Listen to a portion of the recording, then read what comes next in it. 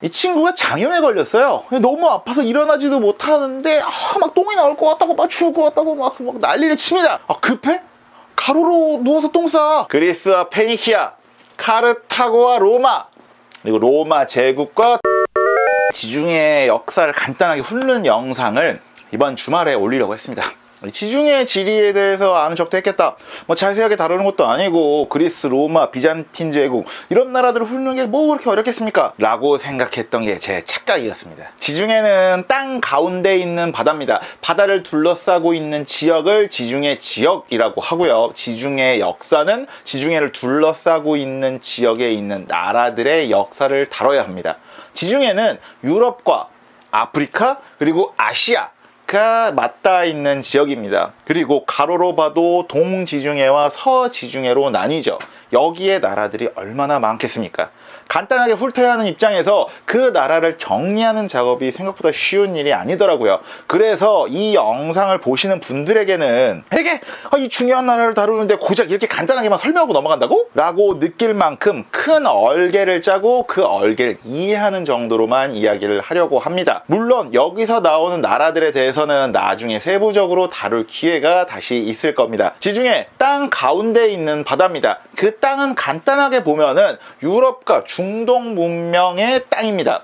유럽과 중동 문명을 구분하는 경계가 바로 지중해죠. 다르게 말하면 그 두 문명이 교류하고 경쟁해온 그 길목이 바로 지중해인 겁니다. 그래서 지중해는 문명의 탯줄이자 문명의 전쟁터로 흔히 쓰였습니다. 문명의 탯줄?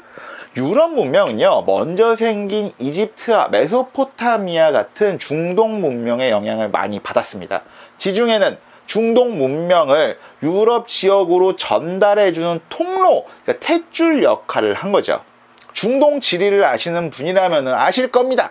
이집트와 메소포타미아 지역은 지중해에서도 어디에 있죠? 네, 동쪽에 있습니다. 그럼 문명 전달은 동쪽에서 서쪽으로 이루어지겠죠. 특히나 가로로 긴 지중해 역사 전반전은요, 지중해 동쪽과 서쪽으로 구분해서 봅니다.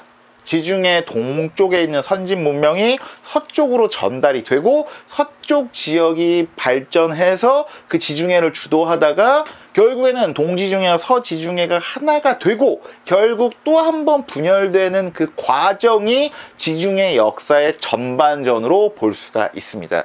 약 1000년의 전반전을 끝내는 건 이슬람입니다. 전투력과 신앙심으로 무장한 이 이슬람 교도들은요, 엄청난 확장성을 갖고 지중해 지역을 제패해 나가요.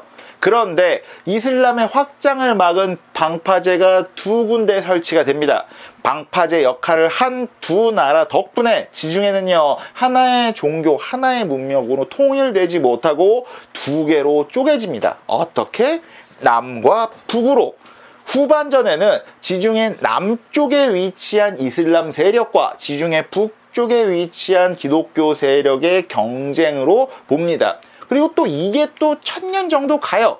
이 1000년의 후반전 동안 이슬람과 기독교 세력은 종교라는 명분을 갖고 경제적인 실리, 이득권을 싸우고 교류하면서 엎치락 뒤치락 합니다. 이 쌍천년, 아니죠, 이 2000년 정도가 흐르고 나면 지중해라는 지역 자체가 기울기 시작해요. 내부적인 문제도 있었겠지만 외부적인 문제가 훨씬 더 컸습니다. 그 외부적인 문제 때문에 지중해 지역에 있는 나라들이 쇠퇴를 하고 다른 지역의 나라들에게 휘둘리기 시작합니다. 그게 바로 지중해의 연장전, 지중해의 근현대사입니다. 약 2500년의 역사를 가진 지중해를 주도한 나라와 세력들은 굉장히 많습니다. 그런데 그걸 어떻게 후려쳐서 간단하게 외우게 해야 되나라는 고민이 있었는데 간만에 암기법을 한번 들고 나왔습니다. 참고로 이 암기법이 좀 더러우니까 더러운 걸 싫어하시는 분들은 참고 들으시길 권장합니다. 이 친구가 장염에 걸렸어요. 너무 아파서 일어나지도 못하는데 막 똥이 나올 것 같다고 막 죽을 것 같다고 막 난리를 칩니다. 그럴 때 우리는 뭐라고 말해야 될까요? 급해? 가로로 누워서 똥 싸.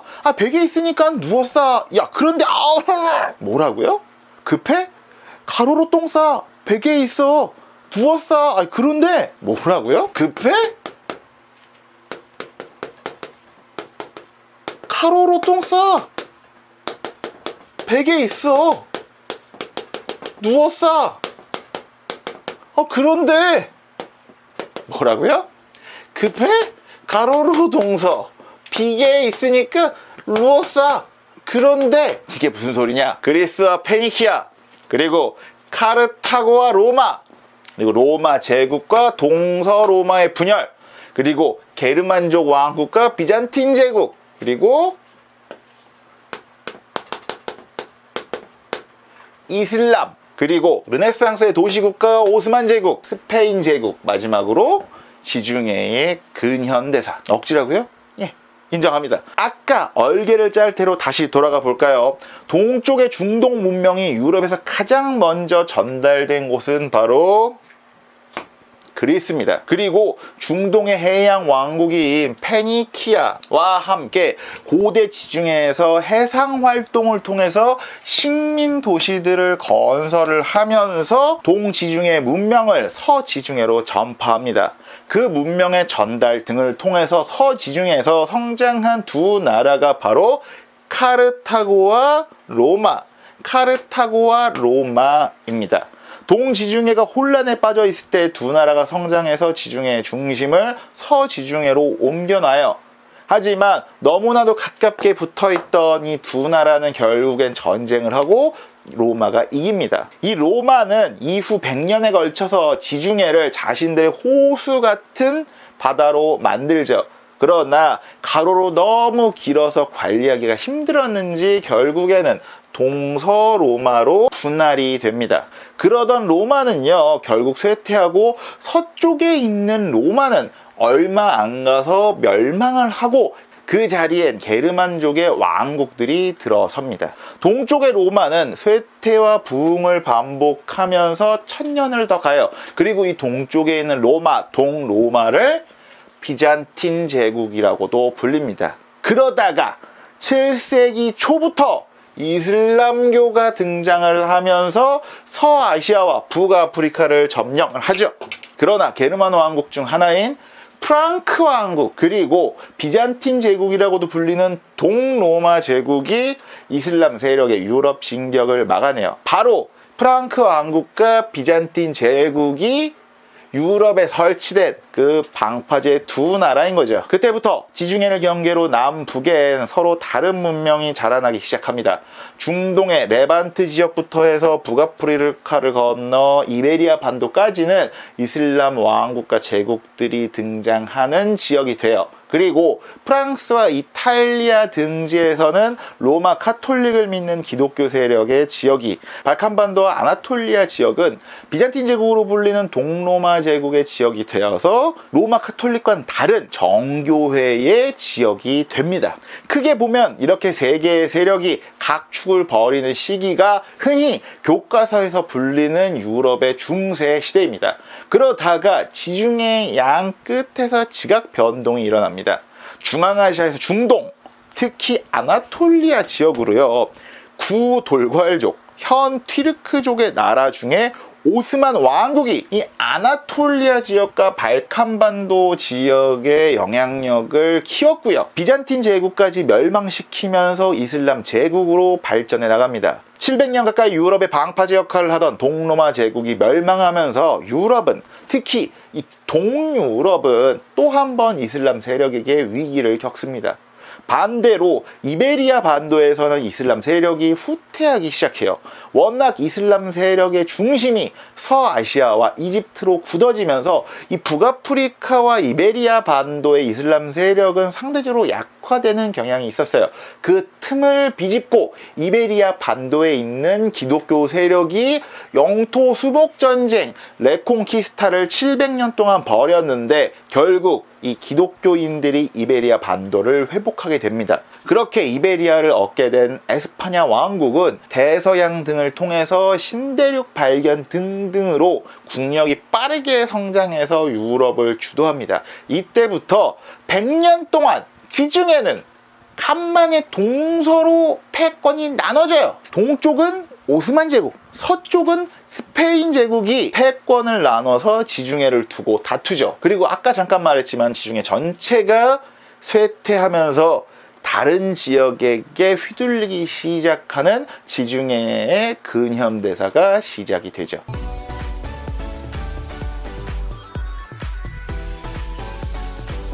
투키디데스의 함정, 펠로폰네소스 전쟁사를 지은 그리스의 역사가 투키디데스의 이름을 딴 국제 정치학 용어입니다.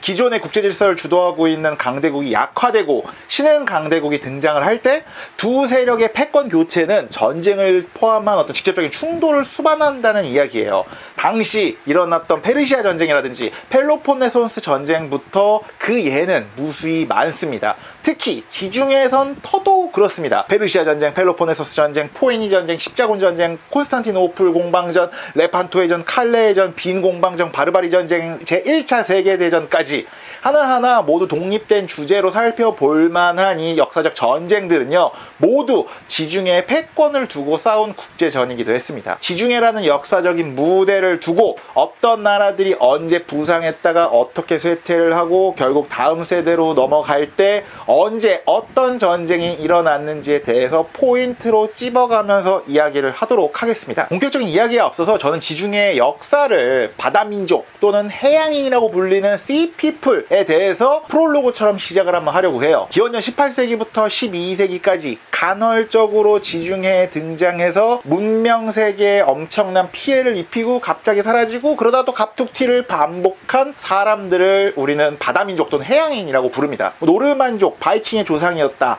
또는 페니키아인들의 조상이다. 썰은 굉장히 많은데 썰에서 더 나아가진 못하고 있는 상황이에요. 워낙 오래된 이야기이기도 하지만 이 바다민족을 만난 나라들이 대부분 다 멸망해서 그렇습니다. 아나톨리아 지역에서 강대국 역할을 하던 히타이트, 그리고 그리스의 초기 문명이라고 불리는 미노스 문명과 미케네 문명이 대표적이죠. 그나마 이집트나 아시리아 정도가 살아남아서 이집트 기록에는 남아요. 이집트 사람들은 에크에시, 쉐르덴, 세켈레시, 펠레세트인들이라고 기록으로 남겼는데 에크에시는 고대 그리스인들을 부르는 아카이아인이다. 쉐르덴은 사르냐 섬에서 거주하고 있던 사르디니아인들, 그리고 세켈레시는 시칠리아 섬에 살았던 시켈인, 펠레세트는 팔레스타인인들로 추정이 된다고 합니다. 이걸 갑자기 왜 말하냐? 교과서상에서는 게르만족의 대이동이라는 말을 쓰지만 막상 게르만족이라고 퉁쳐지는 고트족, 반달족, 프랑크족 등등이 스스로를 하나의 게르만족이라고 인식하고 있진 않았어요.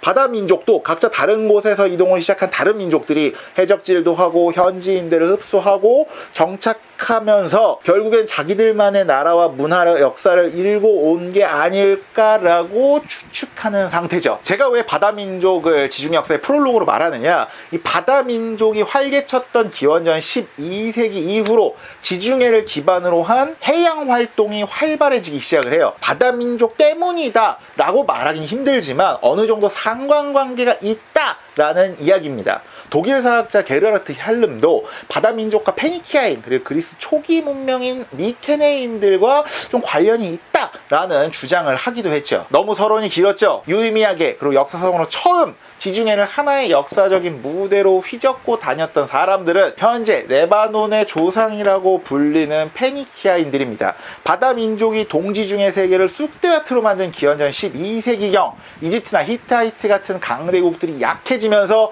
그 틈을 비집고 티레 같은 페니키아의 도시국가들이 바다, 지중해로 나아가기 시작합니다. 약간 우리가 얼핏 들었을 때 고대 그리스랑 느낌이 비슷하죠. 그리스 신화에서는 크로노스가 자신의 아빠인 우라노스의 거시기를 싹둑할 때 쓴 낫을 묻었는데 그 묻은 거기서 생겨난 민족을 페니키아인들이라고 부릅니다. 유럽의 어원이 되는 에우로파도 페니키아의 공주였다는 이야기가 전해져요. 그만큼 페니키아가 고대 그리스를 비롯한 유럽 문명에 영향을 많이 끼쳤다라는 이야기겠죠. 독일의 사학자 테오르드 몬젠도 페니키아는 문명의 씨앗을 뿌린 농부가 아니라 나다를 물어다준 새다라는 이야기를 했습니다. 즉 페니키아라는 민족 자체가 문명 문명을 직접 만들었다기보다는 중동에서 만들어진 문명을 유럽 세계로 전파자 역할을 했다는 이야기 같습니다. 이집트와 메소포타미아의 문자를 발전시켜서 페니키아 알파벳을 만들었는데 거기에 그리스인들이 몸을 붙여서 그리스 알파벳을 만들었다고 해요. 그리고 페니키아인들은 온 지중해 식민 도시를 엄청 많이 만들었어요. 근대 이후에 어떤 약탈적 개념의 식민지라기보다는 새로운 도시를 세우고 사람들을 이주시켜서 만든 위성도시나 신도시 개념이었죠. 나중에 로마와의 지중해 패권을 두고 싸우는 카르타고도 페니키아의 식민 도시 중 하나였습니다. 페니키아는 찐 바닷사람이었어요. 그 당시에 아프리카를 한 바퀴 돌았다, 그러니까 일주했다고 전해집니다. 서양 역사학의 아버지라고 불리는 헤로도토스가 페니키아인들이 아프리카를 돌면서 정오에 해가 북쪽에 떠 있었다라고 했는데 이 거짓말 같아서 믿기가 힘들다라고 기록에 나오거든요. 그런데 실제로 적도를 지나서 남반구로 가면은 해 뜨는 방향이 반대가 되잖아요. 그래서 이 기록이 나중엔 페니키아인들이 아프리카를 일주한 증거로 쓰이기도 합니다. 페니키아인들과 함께 지중해를 수놓은 또 다른 사람들은 바로 그리스인들이었습니다. 기원전 8세기부터 우리가 알고 있는 고대 그리스의 도시국가 폴리스들이 형성이 되었다고 해요. 물론 그 이전에도 그리스 에게해는 크레타 섬의 미노스 문명, 그리고 그리스 남부의 미케네 문명 등등이 있었는데 자연스럽게 쇠퇴를 하다가 아까 말한 바다민족들 때문에 망하고 북쪽의 이민족인 도리아인들도 침입을 하면서 막 혼란기를 겪고 결국에는 기원전 8세기부터 도시국가 폴리스들이 형성되었다라고 합니다. 페니키아랑 그리스는 굉장히 비슷해요. 산지가 많은 그리스 도시국가들은 바다로 진출하기 시작했고요. 식민지를 통한 상공업이 발전을 하기 시작해요. 그리고 이때부터 평민들의 권한이 확대되면서 귀족들이 다스리는 귀족정에서 시민들이 직접 정치에 참여하는 민주정으로 정치 체제가 발전했다고 해요. 물론 이때는 어떤 정치에 참여할 수 있는 시민의 기준이 아테네에 사는 외국인과 노예를 제외한 성인 남성으로 제한되긴 했습니다. 솔론, 클레이스테네스, 그리고 페리클레스 같은 아테네 민주정의 발전과 관련된 사람들은 나중에 기회가 될 때 자세히 다루도록 하고요. 그리스 도시국가들은 기원전 5세기에서 6세기부터 페니키아와 함께 지중해 해상을 장악하기 시작합니다. 그런데 이 무렵 지금의 이란에서 건국이 된 아케메네스 왕조 페르시아, 즉 첫 번째 페르시아 제국이 중동 지역을 제패하고 대제국으로 성장을 하기 시작합니다. 중동을 제패한 페르시아 제국은요, 자연스럽게 지중해 해상을 장악하고 있는 그리스 도시국가에게로 눈이 가기 시작을 해요. 그렇게 중동의 제국 페르시아와 그리스 도시국가들이 지중해 패권을 두고 싸운 전쟁이 지중해 첫 세계전쟁이자 지중해 첫 패권 전쟁인 기원전 5세기 전반기에 벌어지는 페르시아 전쟁입니다. 이 페르시아 전쟁에서 가까스로 승리한 그리스 도시국가들은요,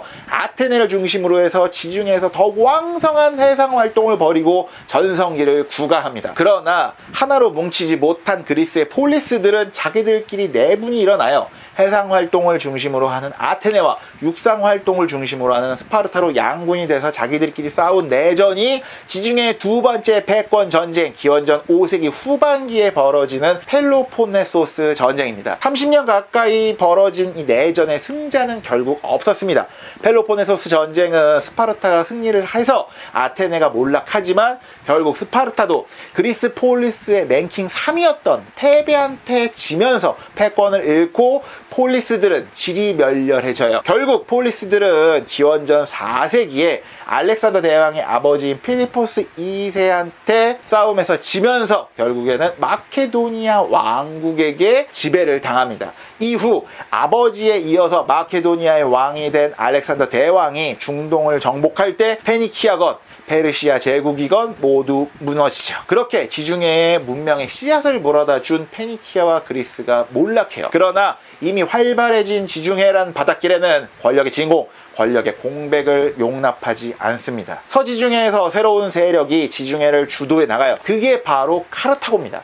카르타고라는 이름은요, 페니키아어로 카르트 하다시트를 고대 그리스에서 번역을 했는데 그걸 다시 라틴어로 옮긴 단어라고 합니다. 카르트 하다시트는 페니키아어로는 새로운 도시, 신도시를 의미해요. 페니키아인들, 특히 티레 사람들이 만든 새로운 식민 도시, 특히 그 식민 도시의 대표 주자인 셈입니다. 기원전 9세기에서 8세기경에 만들어졌다고 하는데 기원전 7세기경에 자기들도 새로운 식민 도시를 만들고 기원전 6세기에 티레가 위기를 겪는데 그때 카르타고는 정치적으로 티레에게 독립을 합니다. 그리고 기원전 4세기 그리스와 페니키아가 알렉산더 제국에게 멸망을 당하면서 시중의 세계를 주도해 나가기 시작합니다. 페니키아 도시들의 맹주 역할을 하면서 상납금도 받고 지중해에서 가장 부유한 도시로 성장을 했죠.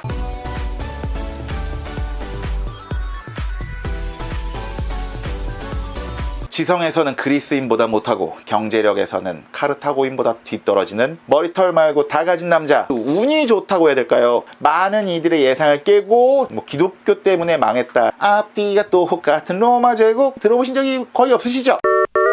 급해? 가로로 똥 싸? 베개 있어. 누워 싸. 그런데 지난 시간까지는 지중해를 무대로 역사에 자신들의 이름을 남긴 그리스와 페니키아, 카르타고, 그리고 그들이 지중해를 주도한 기원전 4, 5세기 무렵까지 알아봤습니다. 서쪽은 페니키아의 후예인 카르타고가, 동쪽은 알렉산더 제국의 후예들이 후계 전쟁인 디아도코이 전쟁을 벌이고 있을 무렵인 기원전 3, 4세기에 이탈리아 반도에서는 신흥 강대국이 무럭무럭 성장하기 시작합니다. 지성에서는 그리스인보다 못하고, 체력에서는 켈트인이나 게르만인보다 못하고, 기술력에서는 에트루리아인보다 못하고, 경제력에서는 카르타고인보다 뒤떨어지는 로마인들이죠. 이번 시간에 로마에 관한 이야기를 모두 다 다룰 수는 없습니다. 대신 753, 476의 1453, 2000년 로마 역사를 간단히 훑어보는, 그리고 아는 척 해보는 시간 가지려고 합니다. 753, 476의 1453? 이게 무슨 국제전화 번호가 아니고요, 로마의 건국 멸망 연도입니다. 기원전 753년 4월 21일 로마 왕국이 건국되었다고 전해집니다. 어떤 전설에 기반한 추측성 날짜입니다. 기원 후 476년은요 동서로 분할된 로마에서 서쪽에 있는 로마가 멸망한 해예요. 그리고 기원 후 1453년은 마지막 남은 동쪽의 로마, 동로마 제국, 비잔틴 제국이 멸망한 해입니다. 뭔가 약간 숫자 배열이 전화번호 같잖아요. 그래서 외우기가 편합니다. 그래서 753, 476의 1453은 외워두면 나중에 아는 척하기가 좋습니다. 로마 역사는 생각보다 후려치기, 아니죠, 그러니까 틀을 잡기가 편한 편이에요. 왜냐면 세기별로 끊어서 보기가 편하거든요. 허접한 그래프와 함께 이야기를 해보도록 하겠습니다. 크게 보면 서쪽의 로마 멸망까지의 1000년과 동쪽의 로마 멸망까지의 1000년을 쪼개서 한번 보도록 하겠습니다. 첫 1000년은요 정말 사람의 인생 같습니다. 엄청 덩치가 커지다가 사춘기 성장통을 겪고 성인으로 자라나서 전성기를 겪지만 나이가 들고 힘이 빠지면서 자식들을 분가시키고 결국 죽음을 맞이하는 어떤 그런 사람의 인생 스토리 있잖아요.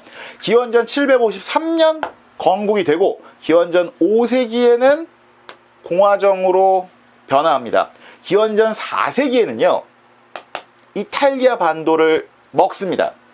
그리고 기원전 3세기에는 카르타고와 지중해 패권을 두고 포이니 전쟁, 그리고 기원전 2세기에는 그리스와 마케도니아까지 점령하면서 굉장히 빠르게 성장을 해 나갑니다. 그러나 기원전 1세기에 성장통을 겪고 황제가 다스리는 제정 또는 원수정으로 시스템이 변화하고요. 기원 후 1세기에는 결국엔 그 원수정, 제정으로서의 정치 체제가 완성이 되고 영토도 어느 정도 확정돼 있습니다. 그렇게 기원 후 2세기에는 오현제 시대, 즉 전성기를 맞이하지만 기원 후 3세기에는 군인 황제 시대와 어떤 안팎으로 혼란기를 겪으면서 본격적으로 로마가 무너지기 시작하지만 4세기에 원수정에서 전제 군주제로 변화하고 제국이 분할되면서 새로운 전기를 맞이하고 기원 후 5세기에 서쪽에 있는 로마는 멸망을 하죠. 이후 동쪽에 있는 로마, 즉 비잔틴 제국은요 쇠퇴와 중흥을 계속 반복합니다. 기원 후 5세기에 동쪽에 있는 로마도 굉장히 많이 위축돼요. 하지만 6세기에 옛 영토를 수복하죠. 그러나 6세기 후반에 전염병이 창궐하면서 다시 가라앉고요. 7세기와 8세기는 이슬람 세력이 성장하기 시작해서 큰 위기를 겪습니다.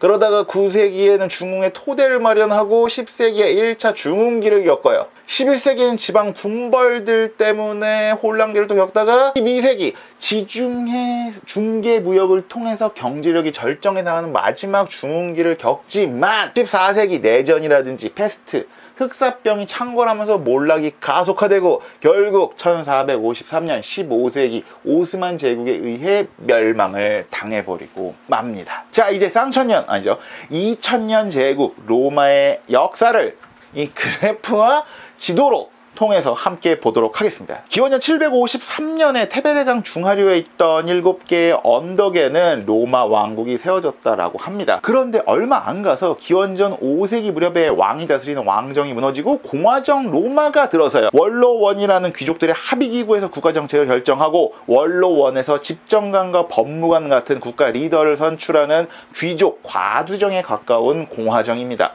이후 전쟁이 늘어나면서 중장보병을 담당하게 되는 평민들도 목소리를 점차 내기 시작하면서 공화정 로마의 틀이 잡혀나가기 시작하죠. 공화정 로마에 대해서 할 말이 많긴 하지만 한마디만 딱 하고 넘어갈게요.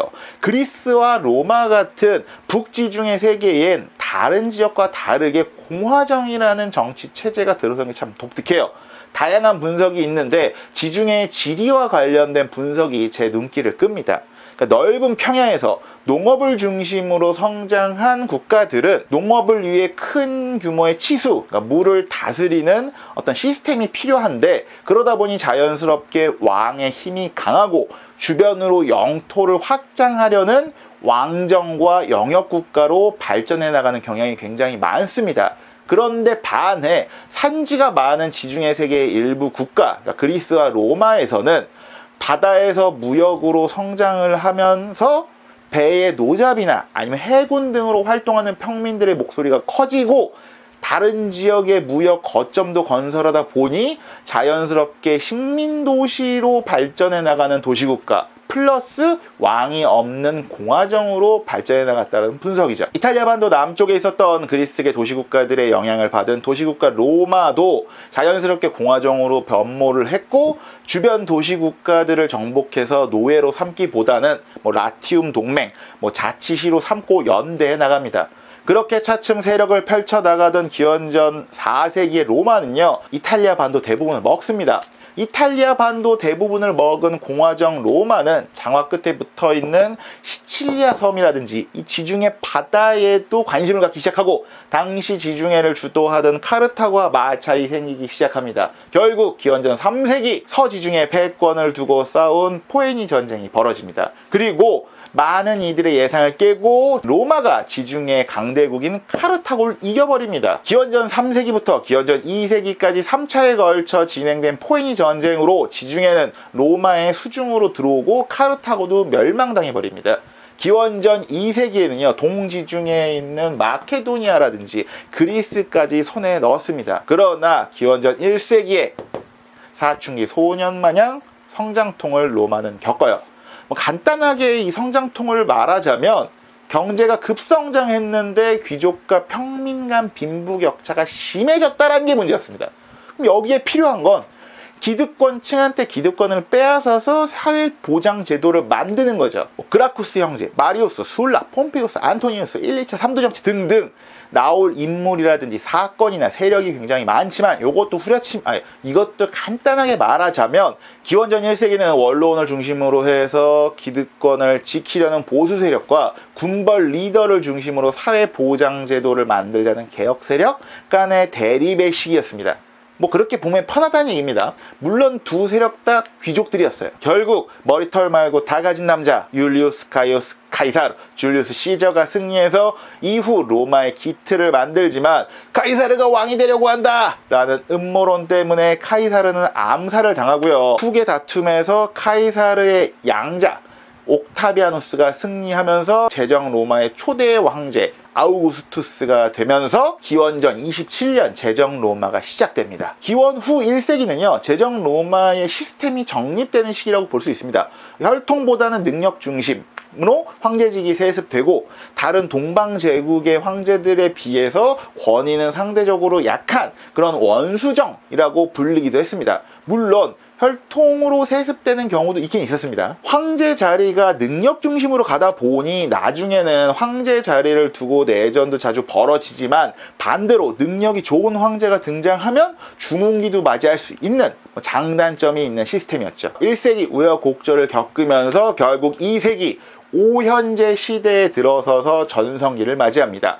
오현제 이름만 한번 들어보세요. 네르바, 트라야누스, 하드리아누스, 안토니누스, 피우스, 마르쿠스, 아우렐리우스까지 기원 후 96년부터 180년까지가 로마의 전성기 오현제 시기입니다. 그 이후 3세기부터 로마는 안팎으로 혼란기를 겪습니다. 게르만족이라든지 사산왕조 페르시아 같은 외적들이 굉장히 강해져서 국방비도 많이 나가고 그렇게 전쟁이 많이 일어나면서 군벌들의 힘이 강해지면서 안에서도 싸우고 그 틈을 비집고 민중들 사이에서는 기독교도 유행하고 기원 후 235년부터 284년까지 49년 동안 18명의 황제가 있었다고 합니다. 그런 혼란스러운 상황을 정리하고 로마의 새로운 전기를 마련한 게 4세기 디콘테 세왕제입니다. 디오클레티아누스, 콘스탄티누스 대제, 그리고 티오도시우스 대제가 등장해서 개혁을 단행하죠.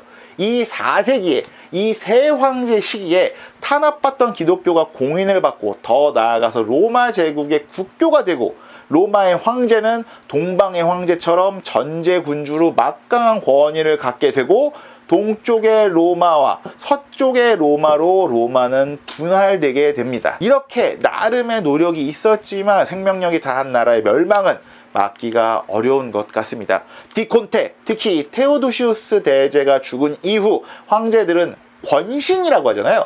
권력 있는 신하들의 꼭두각시가 되고 점차 쇠퇴하기 시작합니다. 그러다가 서기 476년 서쪽에 있는 로마, 서로마 제국이 굉장히 허무하게 망해버립니다. 게르만족의 용병대장 중에 이제 오도아케르가 있었는데 그 오도아케르랑 서로마 제국의 권신, 실권자랑 갈등이 있었대요. 그런데 이 용병대장 오도아케르가 실권자를 제거해버려요. 그리고 그 용병대장이 꼭두각시 황제도 폐위시켜버려요. 그렇게 이탈리아 반도를 기반으로 성장한 천년제국 서로마 제국이 허망하게 무너집니다.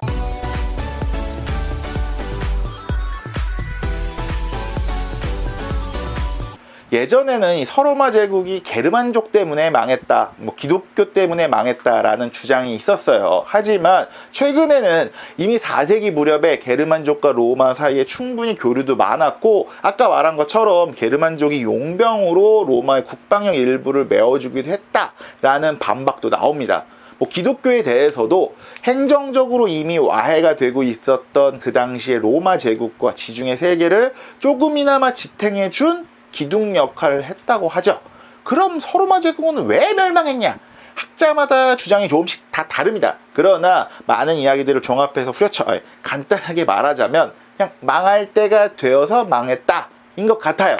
로마라는 간판으로 로마가 갖고 있던 기둥, 시스템과 행정력만으로는 더 이상 나라를 지탱할 수 없게 되었는데 하필 그때 동쪽의 훈족이 이동을 해서 유럽 지역 전체가 혼란에 빠지면서 오도아케르라는 용병 대장이 이렇게 툭 친 것만으로도 천년 제국이 무너져 버리게 되었다라는 거죠. 서로마 제국이 멸망한 그 자리에는요, 게르만족이라고 통칭되는 민족들의 부족 왕국이 생겨납니다. 이탈리아에는 오도아케르가 점령을 하다가 나중에는 동고트족의 동고트 왕국이, 그리고 이베리아 반도에는 서고트족이 세운 서고트 왕국이, 카르타고를 기반으로 한 북서아프리카에는 반달 왕국이, 그리고 프랑스 지역에는 프랑크 왕국 등등이 들어서죠. 그 중에서도 프랑스 지역에서 성장한 프랑크 왕국은 카롤루스 대제 때 서로마 제국의 유럽 영토 대부분을 회복하고 기원 후 800년에 로마 교황으로부터 서로마 황제로 인정, 대관을 받게 됩니다. 이때부터가 유럽의 중세가 실질적으로 시작된다라고 볼 수가 있죠. 동쪽에 있는 로마, 비잔틴 제국은 어떻게 되었을까요?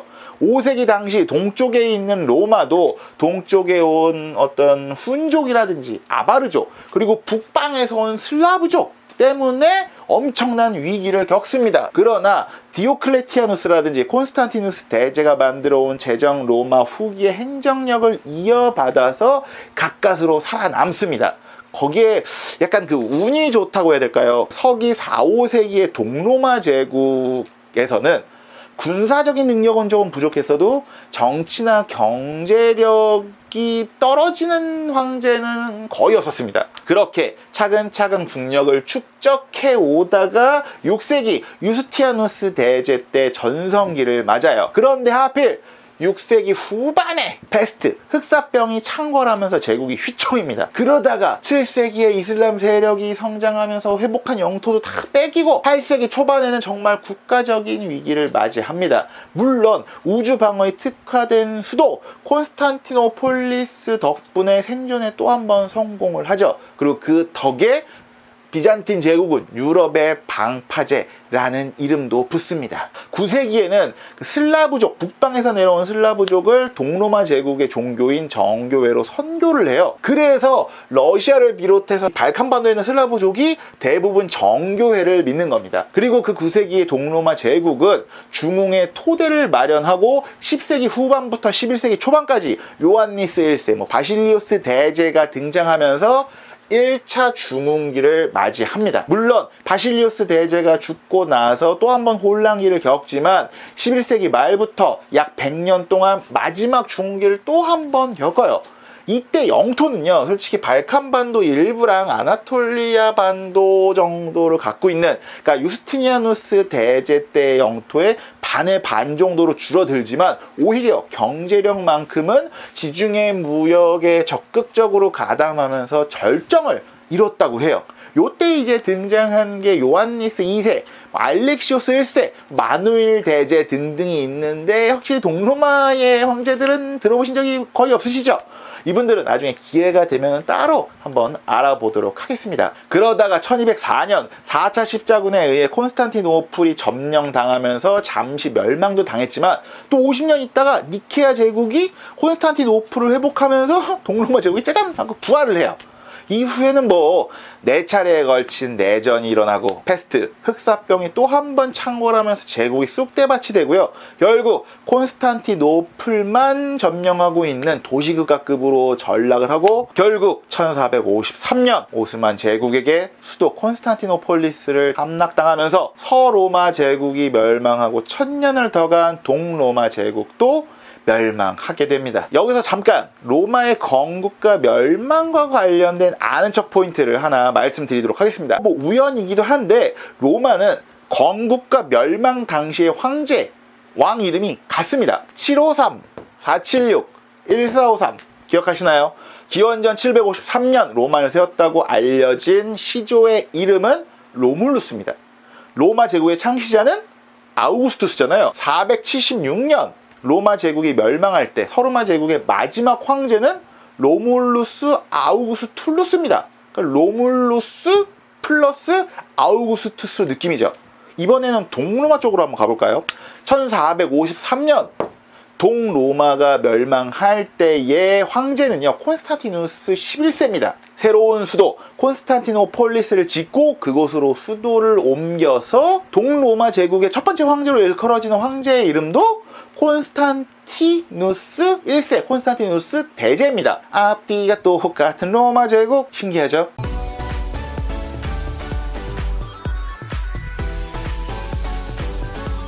지중해 시계를 7세기로 한번 돌려볼게요. 서쪽의 로마, 서로마 제국이 멸망한 서지중해에서는 게르만 왕국들이 열심히 생존 게임을 하고 있었습니다. 동지중해에는 동쪽의 로마, 비잔틴 제국이 주도하다가 흑사병, 페스트가 퍼지면서 해롱되는 중이었죠. 그러던 7세기에 지중해 갑툭 튀로 새로운 종교 세력이 등장하기 시작합니다. 바로 이슬람 세력이에요. 이슬람 달력의 원년으로 삼는 헤지라가 622년입니다. 이때부터 이슬람 세력은 정말 빠른 속도로 이란 지역부터 이베리아 반도까지 영역을 확장해요. 말 그대로 싹쓸이죠. 북지중해는 엄청난 위기감에 휩싸여요. 하지만 8세기 초 유럽의 두 방파제가 유럽의 이슬람화를 막습니다. 서쪽에 프랑크 왕국과 동쪽에 비잔틴 제국입니다. 서기 717년 우마이야 왕조는 비잔틴 제국의 수도인 콘스탄티노폴리스까지 진격을 합니다. 그러나 이 지구 방어에 특화된 콘스탄티노플 점령까지 실패하고 돌아가죠. 서기 732년에는 프랑크 왕국의 카롤루스 마르텔이 피레네 산맥을 넘어서 지금의 프랑스까지 진격한 이슬람군을 투르와 프라티에에서 격파합니다. 그게 바로 투르 프라티아 전투예요. 우마이야와 아바스 또 그리고 셀주크 티르크에 대해서는 중동 역사 영상을 참고하시고요. 이번 시간은 좀 더 지중해와 관련이 있는 이슬람 왕조에 대해서 아는 척을 하려고 해요.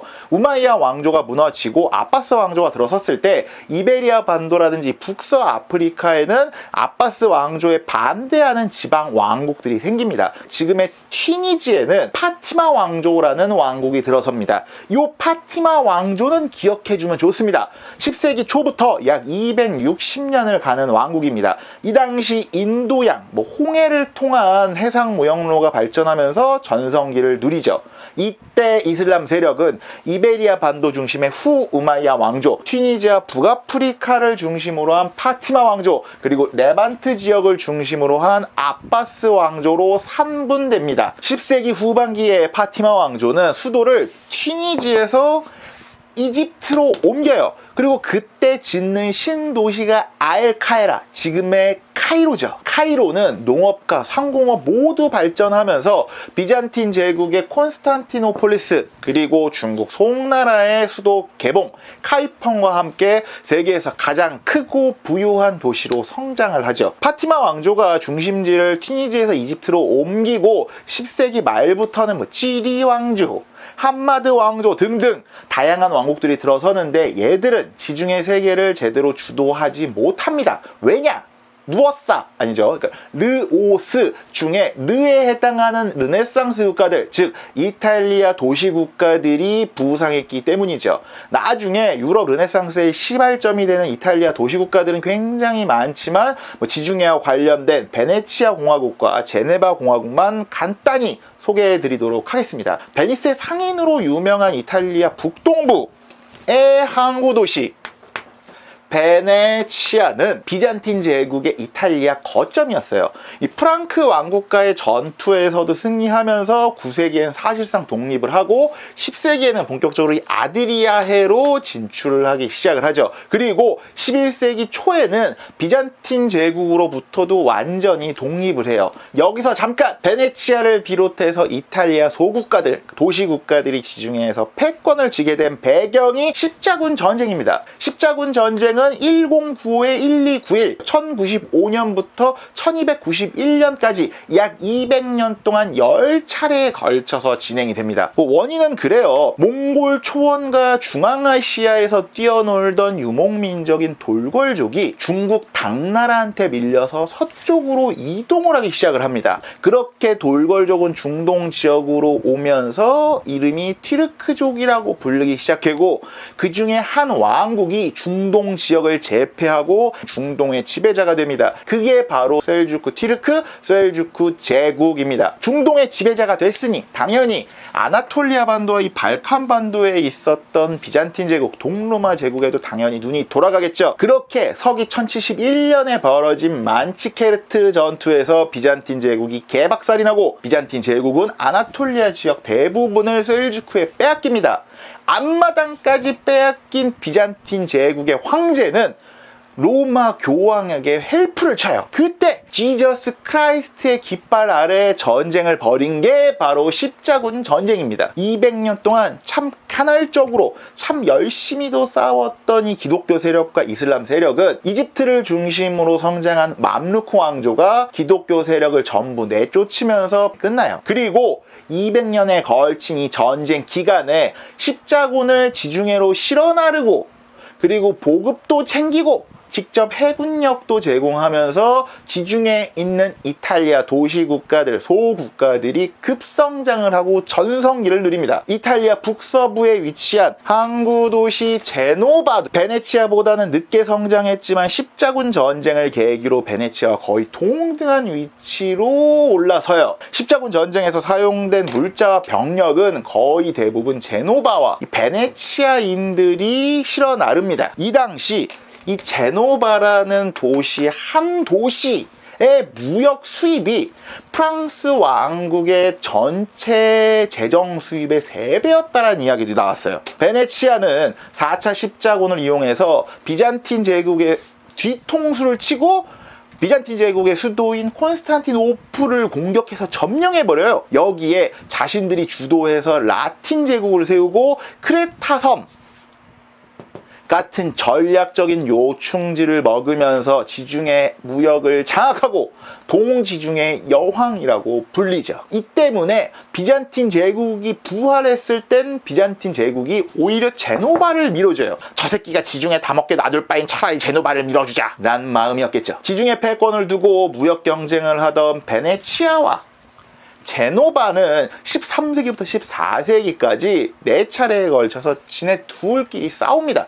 그러다가 15세기 동지중해를 오스만 제국이 제패하고 16세기 서지중해를 스페인 제국이 제패하면서 이탈리아 도시국가들은 점차 쇠퇴하고 18세기 말 나폴레옹의 이탈리아 원정 때 역사의 뒤안길로 사라집니다. 이후 15세기, 16세기는 그러니까 르오스의 오스만 제국과 스페인 제국이 지중해를 주도하기 시작을 합니다. 오스만 제국도 셀주크 제국처럼 구돌현티, 그러니까 구돌궐현 튀르크족이 세운 나라입니다. 비잔틴 제국이 만치케르트 전투 이후에 아나톨리아 반도에서의 영향력을 잃으면서 이 지역의 다양한 튀르크족들이 작은 왕국을 세워요.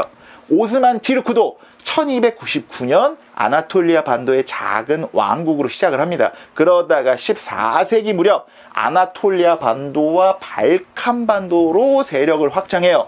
물론 중간에 위기도 있었지만 15세기부터 16세기는 오스만 제국이 결국 전성기를 맞이해요. 서기 1453년 메흐메트 2세가 비잔틴 제국의 수도인 콘스탄티노폴리스를 함락시키면서 2000년 제국 비잔틴 제국을 멸망시키고요. 서기 1517년 셀림 1세가 십자군 전쟁도 끝내고 몽골군도 막아낸 이집트의 강자 맘루크 왕조도 정복해버립니다. 오스만 제국이 동지중해를 다 뚝까 패고 다닐 무렵 유럽 취급도 받지 못했던 이베리아 반도의 강대국이 급 등장합니다. 서기 711년 이슬람 세력이 점령한 이후 이베리아 반도의 기독교 세력은요 800년 가까이 영토 수복 전쟁 레콩키스타를 벌입니다. 그런데 1469년 이베리아 반도의 가장 큰 두 세력인 아라곤 왕국과 레온 카스티아 왕국이 결혼을 통해서 통일 에스파냐 왕국을 세우고 1492년 이베리아 반도에서 이슬람 세력을 완전히 몰아냅니다. 그리고 그해 에스파냐 여왕의 후원을 받던 콜럼버스가 아메리카 신대륙을 발견하면서 라틴 아메리카, 그러니까 남미에서 나오는 금과 은을 갖고 16, 17세기의 전성기를 누립니다. 심지어 스페인의 왕인 카를로스 1세, 그러니까 독일에서는 카를 5세라고 불리는데 이 왕이 남독일의 합스부르크 가문의 영지까지 상속을 받고 심지어 신성 로마 제국의 황제로도 선출이 되면서 서유럽의 절반 가까이를 영토로 하는 초강대국이 바로 스페인 제국이 됩니다. 다시 지중해로 돌아오죠. 지중해 양대 산맥이 된 오스만 제국과 스페인 제국은 지중해 바다, 특히 그리스 해역에서 두 차례 맞붙습니다. 1538년 프리베자 해전과 1571년 레판토 해전입니다. 이게 어쩔 수가 없는데 우리가 이 서양에서 건너온 역사책으로 서양적 역사관을 통해 공부를 하다 보니 알아도 레판토 해전만 아는 경향이 있어요. 그런데 프리베자 해전도 있었어요. 이때는 오히려 카톨릭 연합군이 오스만 제국한테 져요. 그래서 지중해 패권이 오스만 제국한테 기울다가 1571년 레판토 해전에서 스페인 중심의 연합군이 이기면서 오스만 제국을 이 동지중해에 묶어놓는 겁니다. 그렇게 지중해를 양분한 오스만 스페인 제국은 17세기에 쇠퇴하기 시작해요. 지중해 우울한 근대사가 시작이 되는 거죠. 지중해와 이 인도양 말고는 무역로가 없었던 오스만 제국은 16세기부터 아메리카 신대륙과 신항로가 개척이 되면서 자연스럽게 쇠퇴를 해요. 여기에 베네치아, 스페인, 오스트리아 등등 유럽 국가들이랑 계속 싸우고, 심지어 이란 지역에 등장했던 어떤 페르시아계 왕국들과도 전쟁을 지속하면서 국력이 약해지고요. 결국 1683년 오스트리아의 수도 빈을 두고 유럽과 오스만 제국이 마지막 한타 싸움을 벌이는 게 2차 빈 공방전이고, 거기서 오스만이 패배하면서 본격적으로 오스만 제국은 유럽의 강자에서 유럽의 환자가 되기 시작해요. 19세기부터는 본격적으로 제국이 분해되기 시작을 합니다. 그동안 이 오스만 제국은 바르바리 해적이라고 해서 해적단을 활용해서 지중해에서의 해군력을 메꿨는데, 당시 한창 성장하던 미국 상선을 못 모르고 공격했다가 된통당합니다. 그게 19세기 초에 2차례에 걸쳐 벌어진 바르바리 전쟁입니다. 이후 오스만 제국은요, 이 북아프리카에서 영향력을 잃고, 알제리는 1830년에, 튀니지는 1881년에 프랑스한테 뺏겨요. 거기에 그리스가 1830년대인가요? 19세기 전반기에 독립전쟁을 막 하고, 그렇게 되면서 오스만 제국은 이 발칸반도와 동유럽에서의 영향력도 잃어버립니다. 그러다가 1914년 일어난 제1차 세계대전 때 배팅을 잘못했다고 할까요? 어쩔 수 없는 선택이긴 했지만 결국 거기서 패전국이 되고 제국 자체가 해체, 멸망당해버립니다. 그럼 스페인은 어떻게 됐을까요? 1571년 레판토 해전에서 승리를 하면서 스페인의 해군은 무적함대라는 별명을 갖게 됐어요. 하지만 17년이 지나서 1588년 칼레 해전에서 영국한테 패배를 하면서 체면을 구깁니다. 이후에도 유럽을 주도하는 강대국이지만 유럽에서 생기는 분쟁이 또 간섭을 하면서 국력을 셀프로 소모시켜요. 그러다가 17세기 네덜란드, 영국 같은 어떤 새로 떠오르는 산업 국가들과의 경쟁에서 밀려버려요. 여기에 19세기 나폴레옹 전쟁 때 털리고, 또 그 19세기에 벌어진 아메리카 대륙의 독립전쟁 때문에 남미 식민지까지 상실하면서 또 다른 유럽의 환자로 전락을 합니다. 여기서 잠깐 아는 척 포인트 하나. 오스만 제국과 스페인 제국이 지중해를 제패해 나가면서 베네치아 공화국은 쇠퇴했다라고 제가 말씀을 드렸는데요. 오히려 반대로 제노바 공화국은 숨은 강자 역할을 여기서 톡톡히 해냅니다. 스페인은 막상 전성기 때도 경제력 자체는 똥망이었어요. 그러니까는 금융, 무역 인프라 자체가 똥망이었다는 겁니다. 그 똥망을 제노바의 은행가들이 메워요. 그러니까 지중해를 한창 주도할 때만큼의 전성기급은 아니었지만 제노바가 이 지중해, 유럽의 금융 허브로 스페인의 무역, 금융, 유통을 대신합니다. 스페인 여왕의 후원으로 신대륙을 발견한 콜럼버스도 제노바 사람이었어요. 그러니까 신대륙의 금과 은, 그리고 스페인에서 만들어진 상품들이 제노바를 거쳐서 유럽으로 유통되는 구조였습니다. 그래서 일각에서는 근대 자본주의는 제노바에서 시작이 되었다라는 말도 있고요. 유럽의 16세기, 17세기를 스페인 제국 뒤에 있었던 제노바 금융 제국의 시대라고 부르기도 합니다. 지중해란 복잡한 지역의 복잡한 역사입니다. 그러나 중동과 유럽의 과거와 현재를 이해하는데 조금의 도움이 되리라 생각을 합니다. 어차피 시험에 나오는 것도 아니잖아요. 구독과 좋아요, 알림 버튼을 누르고 옛날 이야기 듣듯이 한 번 더 보세요. 그리고 2번 더 보세요.